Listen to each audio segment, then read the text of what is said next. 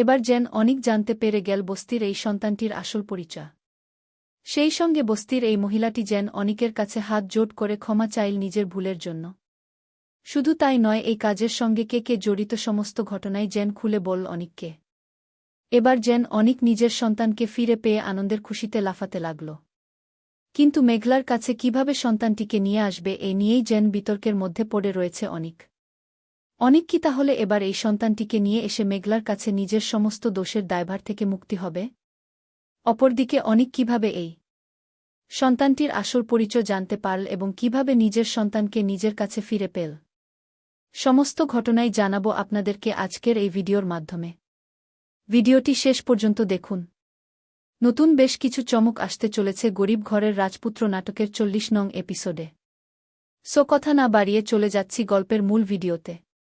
অনিক বাচ্চাটিকে কোলে নেওয়ায় এই মহিলাটি যেন এসে অনিকের কোল থেকে বাচ্চাটিকে ছিনিয়ে নিয়ে যায়। কিন্তু অনিক যেন এই বাচ্চাটির কাছ থেকে নিজের মনের মধ্যে এক অন্যরকম অনুভূতি পেয়েছিল, যে কারণে পরবর্তী দিন আবারও অনিক ছুটে আসে বাচ্চাটির কাছে বাচ্চাটিকে কোলে নেওয়ার জন্য। কিন্তু সেদিন যেন অন্যরকম একটা ঘটনা ঘটে অনিকের সামনে। অনিক যেন কল্পনাও করতে পারেনি এই বাচ্চাটির কাছে এবং এই মহিলাটির কাছে তার চাচা এবং বৃষ্টি আসবে। তার চাচা এবং বৃষ্টিকে আড়াল থেকে দেখে অনিক যেন আড়ালেই থেকে গেল এবং তাদের বেশ কিছু কথোপকথন শুনে ফেলল অনিক। শুধু তাই নয়, এক পর্যায়ে যখন অনিক এদের সবার সামনে আসলো তখন যেন এই মহিলাটি বৃষ্টি এবং অনিকের চাচা তিনজন মানুষই যেন অনেক ঘাবড়ে গেল।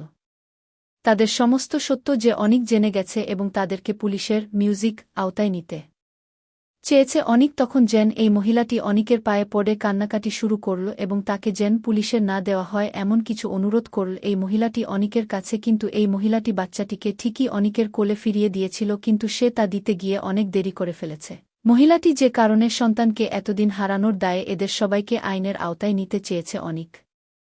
তো বন্ধুরা, এখন আপনারা ভাবছেন যে কিভাবে কি ঘটল, কিভাবে অনিক এ সমস্ত সত্য জানল এবং কি এমন কথা হলো বৃষ্টি এবং অনিকের চাচার সঙ্গে এই মহিলাটির।